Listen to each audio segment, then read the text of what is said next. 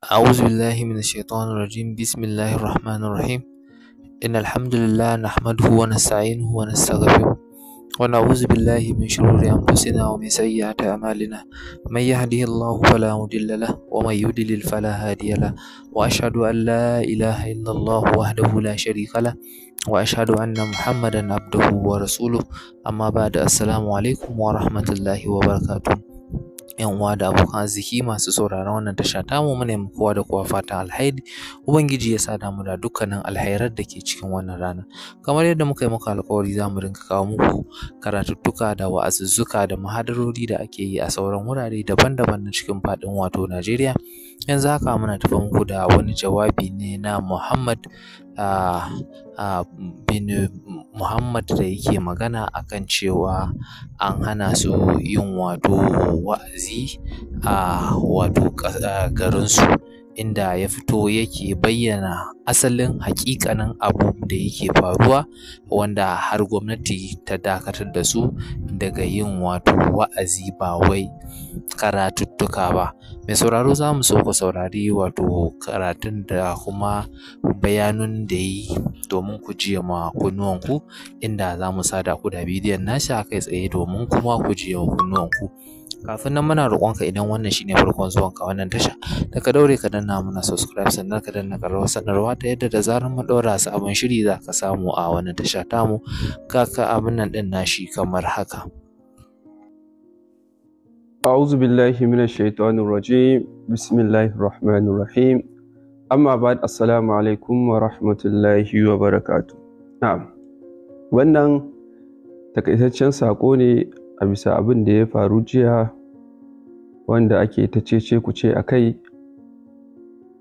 Gwamnatin jihar Neja ta dakatar da mu daga wa'azi. Wannan haka ne, dakatar da mu ta yi, ta ce ta so ta yi bincike, sai da an kawo mata ƙorafi cewa muna da'awa wanda yake tada hankali ko ke kawo mutsi, wannan kuma haƙƙinta ne. Sai ka ce to ba matsala, sai ta dakatar da mu ne na wani lokaci. To muna sa rai da za mu ba ta nan da wata 2 sai ta gama bincikenta sosai. Sai wannan ba abin tada hankali ba ne. Amma maganar da ake cewa ta hana mu karatu kwata-kwata, a wannan ƙarya aka yi mata, kuma ita ma bata faɗa mana haka ba. Saboda ba wanda ya isa ya hana mu da'awa na dai addinin musulunci, ba hurumunta ba ne. Saboda ba ita ta sa mu ba, ko ba ita ta iya hana mu ba. Saboda mu ba 'ya'yanta ba ne, mu ba 'yan ƙungiyar uban kowa ba ne. Allah sa kai bahaushe ne. Mu ba ɗan ɗarika ba ne, ba 'yan shi'a ba ne. Ba mu ƙungiyar kowa, ba mu kare kowane malami a duniya. Saka mu wannan shine da'awar mu, kuma daga Qur'ani muka samu lasisin yin da'awa. Saka in kana so ka hana mu da'awa, sai ka bude Qur'ani ka ce gashi Allah ya ce ka ku ƙara yin da'awa. Sai da haka wannan shine lasisin da'awa kuwa a Qur'ani ne. Allah subhanahu wata'ala yake cewa wal asr innal insana lafi khusr illa allazina amanu wa amilus salihati wa tawassaw bil haqqi wa tawassaw bis sabr. Wannan ita ce aya wanda take ba kowane musulmi mumini dama yin da'awa. Allah ke cewa ina rantsuwa da lokaci, kowane ɗan adam ɗan wutan jahannama ne. Wata launi ji fasaran ta yi kwakwam. Ya za Allah ya ce innal insana lafi khusr, mu ce kowane ɗan adam yana wutan jahannama ne. Na'am, haka fasaran yake. Domin aka ce asara shine ake nufin mutum mai asarar lahiransa ya shiga wuta, kamar da Allah ya faɗa cikin suratul Zumar. Allah yake cewa قل إن الخاسرين الذين خسروا أنفسهم وأهليهم يوم القيامة ألا ذلك هو الخسران المبين. Allah ya ce wani ita ce asalin asara, wa'annan wanda suke asaran dukiyoyinsu da iyalansu a ranar tashin kiyama. To wannan ita ce asara. Saboda haka in baka so ka zama a cikin asararru, dole ka zama a cikin masu kira zuwa ga addini. Shi yasa wannan ita ce aya ta bamu lasisin kiran mutane zuwa ga addini na gaskiya. Sannan idan mutum yana so ga ƙarin bayani akan wannan aya da muka ja, ya je da salasatul usul ko usulul thalasa na mujaddadi Muhammad bin Abdul Wahhab, Allah ya masa rahma. Sannan mun ƙara samun lasisin da'awa a hadisin manzon Allah sallallahu alaihi wasallam, hadisin Abdullahi bin Mas'ud. Manzon Allah yake cewa ma min nabiyyin ba'athahu Allah fi ummatin qabli illa kana lahu min ummati hawariyuna. manzo Allah yake cewa babu wani annabi da Allah ya aiko kafin ni in zo, in ji manzo Allah sallallahu alaihi wasallam, yace face Allah yana bashi sahabbai wa ashabun ya'khuduna bi sunnatihi, kuma Allah zai kawo wasu mutane a cikin al'umman nasa bayan sahabbansa sun wuce, su ne al'umma da su dinga riko da sunnan manzon Allah sallallahu alaihi wasallam wa yataqayyaduna bi amrihi, kuma suna shugabantan kansu da umarin manzon Allah sallallahu alaihi wasallam. Thumma innaha takhlufu min ba'dihim khulufun, manzon Allah ce bayan wa'annan sun wuce to sai wasu mutane su zo a bayan sahabban manzon Allah sallallahu alaihi wasallam, yaquluna ma la ya'maluna, ma la yaf'aluna, suna faɗan abin da ba su aikatawa.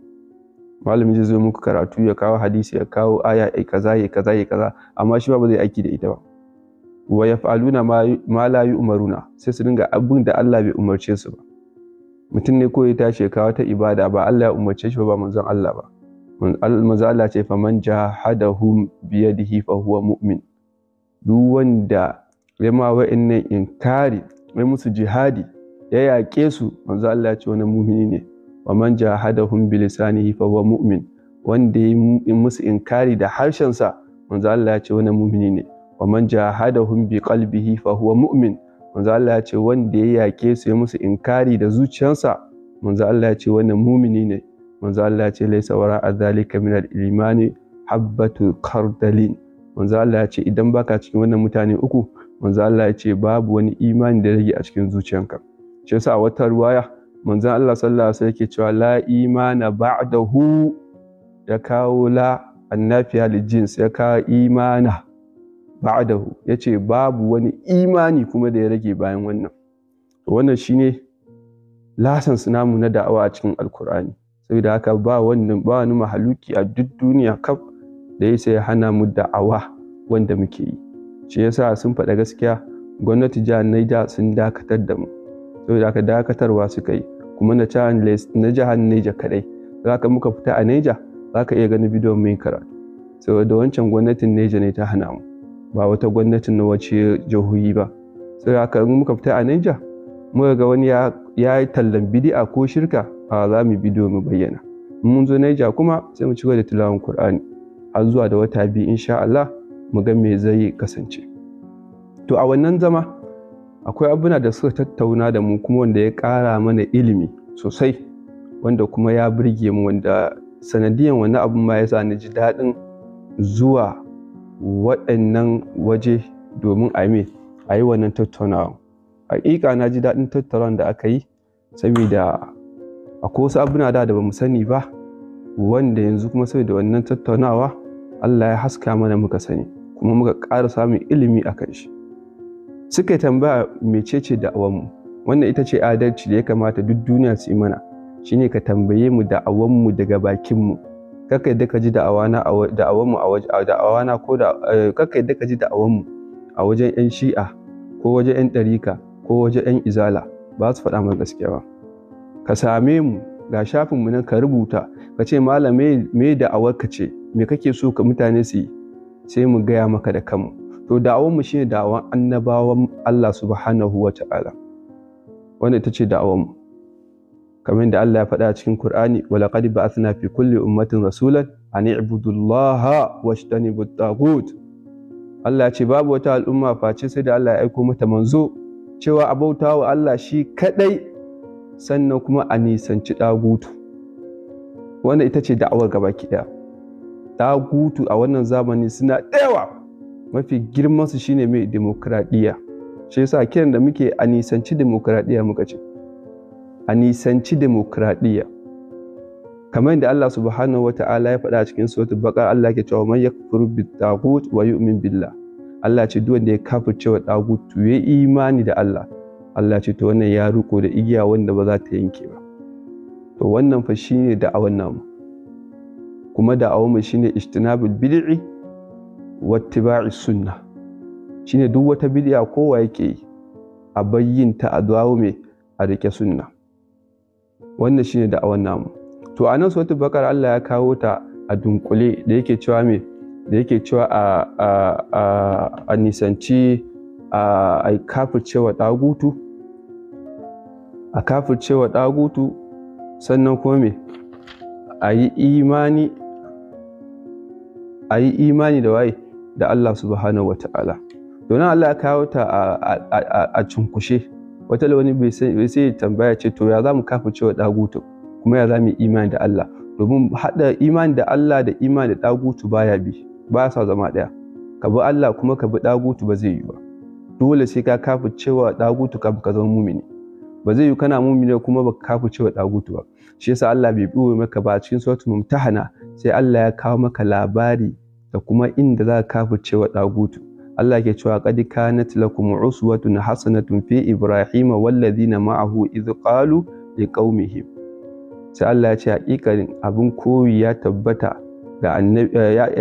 a gare ku koya annabi Ibrahim da wa'annan wanda suka yi imani tare da shi. Allah ya ce ya zami, Allah ya ce lokacin da suka ce wa al'ummansu inna bura'a'u minkum, mun barranta da ku, mu haka muke faɗa wa al'umma, mun barranta da ku wa mimma ta'buduna min dunillahi, kuma mun barranta da wannan ɗagutu da kuke bauta kuma bayan Allah. Kafarna bikum, mun kafirce mu gabaki ɗayan ku, wa bada bainana wa bainakumul adawatu wal baghdha, sannan kiyayya da ƙin juna ta fara tsakaninmu da ku, hatta tu'minu billahi wahda. Bayan da mu daina wa'azi akan demokradiyya, bayan da mu daina wa'azi akan ɗagutu, bayan da mu daina wa'azi akan bid'a, hatta tu'minu billahi wahda. Har sai al'umma sun zo an yi wa Allah addini shi kadai, a daina haɗa shi da wani wajen bauta. Wannan shine Allah ya nuna mana inda zamu mai kafircewa ɗagutu. Da haka wannan shine da'awarmu a takaice. Kaka je wani ya maka ƙarya ya ce maka kaza duk ba zai amfane ka ba. Shi yasa su ma kansu mun ji daɗin abin da suka yi, da basu ɗauka hayaniya a titi ba, sai suka kira mu suka zauna da mu. Sannan akwai wata tambaya da suka yi mai kyau da suke cewa to me manufanka? Yake cewa to ai manufan duk wani mai abu, duk wanda ya ga yana da abu yana da manufa. Kowa kaga yayi kama wani abu yana da manufa. In kaga mutum a kasuwa mai manufansa, to haka ga mai da'awa ko yana da nashi manufa. Sai dai mu da'awanmu manufanta shine manufan annabawa gabaki ɗaya. Kamar da Allah yake ba mu labari, Allah yake cewa ya ayyuhalladhina amanu, ya ku wanda kuka imani, hal adullukum ala tijaratin tunjikum min azabin alim. Shin ba zan muku nuni zuwa ga wani tijara, wata kasuwanci wanda ta tsirar da mu daga wutan jahannam ba? Yan uwa, ni fa ina son me nake, ba inda za a yi in zo duniya in ji daɗi, in je lahira kuma in shiga wutan jahannama. Allah ya tsare mu da wannan. Don haka wannan tallan kasuwanci ne Allah yake wa bayinsa muminai da annaba da waɗanda suka bi su. To ga kasuwancin Allah ya ce tu'minuna billahi wa rasuli, ku yi imani da Allah da manzansa, wa tujahidu fi sabilillahi, sannan ku jihadi akan ɗaukaka addinin Allah, bi amwalikum, da dukiyanku, wa anfusikum, da rayuwanku. Dalikum khairul lakum in kuntum ta'lamun. Wannan shi muku alkhairi inda kuka kasance masu ilimi, masu hankali. To shi yasa kullum muke cewa ka'idan mu da'awarmu hawa ne. Za mu fara da'awa zuwa ga ilimi. Za mu iya ɗaukar shekara 40-50 wallahi ana karantar da al'umma. Sannan mu zo mataki na biyu, al'umma su iya bada kuɗin su ciyar da addini. Sannan mataki na uku, al'umma su iya bada jinin su saboda addinin Allah. Wannan ita ce manufanmu kuma da'awanmu. Muka yi haka fa Allah ya ce ya gafi lakum zunubakum, Allah zai gafarta muku zunubanku, wa yudkhilkum jannatin tajri min tahtiha al-anharu wa masakin tayyibatan fi jannati adn. Allah zai tanada mana aljanna wanda za mu dawwama a cikinta. Allah ce zalikal fawzul azim. Wannan ita ce me nasara mai girma. Sai Allah ya ce ukhra tuhibbuna. Wannan Allah fa yake mana alƙawari. Allah ya ce akwai wani abu kuma da ya tanada mana, muna bala'in sa. Nasrun minallahi wa fathun qarib. Shine nasara ga wajen Allah. Mu yanzu muna so mu kai matakin da Allah zai taimake mu da nasaransa. Wa fathun qarib. To lokacin nasaran zai zo sai Allah ya ba mu fatahi. Sai ga gabaki ɗaya Afirka an daina demokradiyya, an daina mulkin soja, an dawo ana shari'a a lungu da saƙo. Kaji inda muke so mu isa. Wa bashirin mu'minin. Allah ya ce ai mana bishara, ai wa mumini bishara. Duk wani mumini ya kamata yi bishara da wannan da'awa, yi murna da wannan da'awa. Ba yana faɗa da da'awan ba, ba yana haɗa kai da Yahudawa yana faɗa da da'awan ba. haba kai mumini ne kuwa? Allah ya ce wa bashirin mu'minin, Allah yi mana bishara. Haba yanzu ko a cikin oganku ya maka bishara za ka ji, bantana mu Allah ya mana bishara, kuma wallahi Allah bai karya alkawari. Saboda haka wannan shine manufanmu mu Afirka gabaki ɗaya, mu ga an daina ma wata doka in ba dokan Allah ba, kuma wannan shine manufanmu, kuma in Allah yadda Allah bai karya, kuma Allah zai tabbatar mana. Abinda Allah ke bukata a wajenmu shine haƙuri, a tsaya a karantar da al'umma, a ɗau shekaru a karantar da al'umma, a wayar da kan al'umma. Wannan kuma shine da'awanmu, kuma ba wanda ya isa ya hana mu, ba wanda ya isa ya hana mu da'awa. Yawwa kaka ce an hana mu da'awa, an dakatar da da'awa dai ta wani lokaci su gama binciken su, mu kuma mun ba su wata 2 su gama binciken Allah yadda, lokacin zamu ci gaba da karatunmu. Kuma a wannan dokan a Niger ce kawai. Sai haka muka fita a Niger muka je Enugu, Akwa Ibom da sauransu, aka yi ganin mun bidiyo. Yawwa gwara kowa ya san wannan. To alhamdulillah wannan shine manufanmu da kuma goal ɗinmu, hadafinmu inda muke so mu tafi, wanda alhamdulillah sun tambaye ni ban ɓoye musu ba. Hadafinmu shine ba ma Najeriya, duk ƙasan Afirka a zo a yi shari'an Allah, shine wa fatuhun qarib, kuma kun ji sai Allah ya kira shi kusa. Sai haka in Allah da mun kusan zuwa wannan matakin, shi ta ga mun ba ma kiran shi da nisa, muke cewa kusa. Saboda shi Allah ne, ba wanda ya kai shi ƙarfi. To bishara dai Allah ya mana, wa bashirin mu'min, kuma ina muku wannan bishara. Na'am, to wannan shine manufanmu da kuma inda muke so mu isa in Allah yadda. Ko mu ba mu isa ba, wasu za su isa. Haka abin yake. Shi yasa Allah yake faɗa a cikin suratul Nisa, ban manta ba, yake cewa wanda ya fita saboda jihadin Allah aka kashe shi, ya kai ko bai kai ba, Allah ya bashi ladansa. Saboda haka wannan shine. Saboda haka mu ba wanda muke rikice shi, ba wanda muke rigima da shi. Wannan da'awa ita ce da'awanmu. Sannan muna ƙara ba su shawara da kuma kira zuwa gare su. Mun zauna da su ma duka, akwai malamai da yawa a wajen, abinda suke cewa sai dai demokradiyya kafirci ce. To kullum mu abin da muke so a mana karatu, ba mu ce mu mun fi kowa ilimi ba. Demokradiyya kafirci ce, shirka ce babba. To shi kuma Allah ya ce bai yadda bayinsa sai kafirci ba, kuma Allah ya ce a nisanci duk wata kafirci. To yau sai ka ce mu zo mu shiga wannan kafirci demokradiyya, sai muka tambaye ka me dalili? Shikenan fa. Me dalili? Shikenan Qur'ani da Sunna. Na rantse da Allah yau in aka tara malamai, ina ganin ba su da malamai. A samu a aro daga waje, mun ce a je a dauko a Saudiya an yi. Wallahi aka samu malami daga Saudiya ko wani malami daga wani ƙasa ko nan cikin Najeriya ya zaunar da mu ba mu da girman kai, ba inda ba za mu je ba, za mu zauna a gaban ka mu ɗau karatu.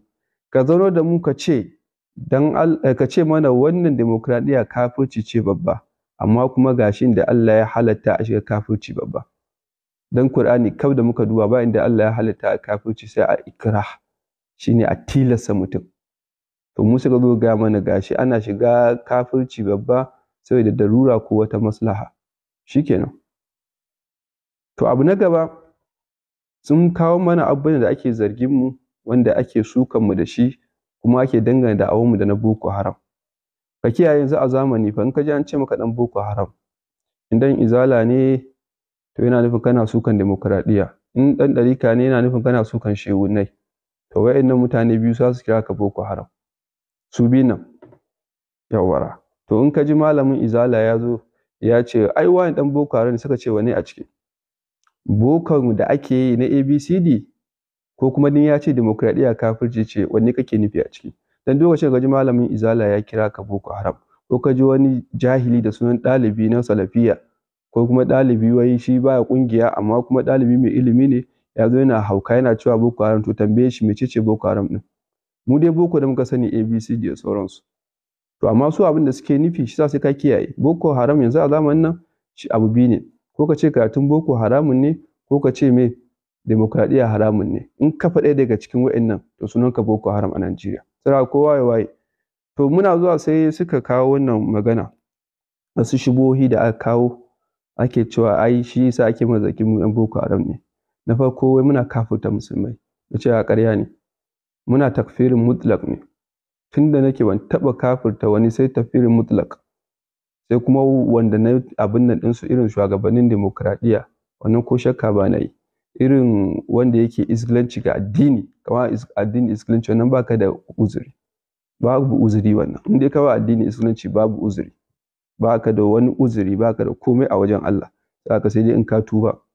To sannan zargi na uku da suka kai, na biyu da suka kai, shigoyi na biyu da suka kai, muna sukan certificate. To alhamdulillah da na tashi zuwa sai na tafi da takardu, sai na tafi da wannan, kowa ya gan shi. Kun gan shi?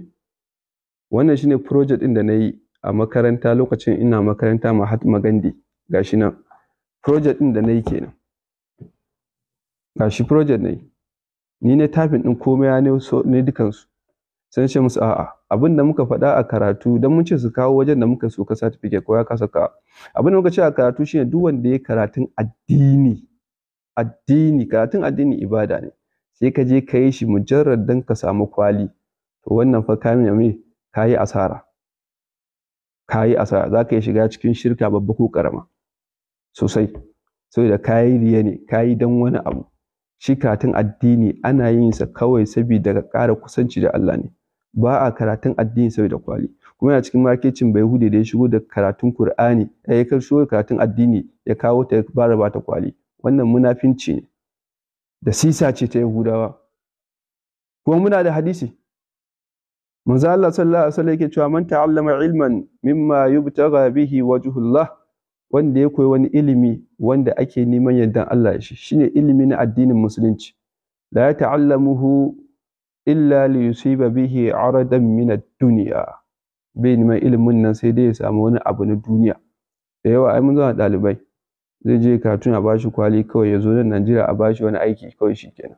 Har wani malami yake ce mana kan mu dawo sai mu masters, sai mu PhD a karatun addini, fa in ba haka muka dawo za a rena mu. To irin wannan muke magana, wanda ya je karatu don kwali, kuma ko ran da muka magana kan certificate abin da muka faɗa kenan. To amma aka yanki aka yi abin da ake yi, wannan bai shafe mu ba. Manzo Allah ya ce lam yajid arfal jannati yawmal qiyama. Duk wanda ya je karatu na lahira don wani abin duniya, kwali ne ko aikin menene, ka je kai ba dan Allah ba, manzo Allah ya ce ba za ka ji ƙarshen aljanna ba. To yanzu wannan muka faɗa, mu muka faɗa? Manzon Allah ne ya faɗa. Kuma wanda suke ta wannan sukan sun sani. Sannan sukan boko da suke ta yi, wai muna sukan boko, yace ƙarya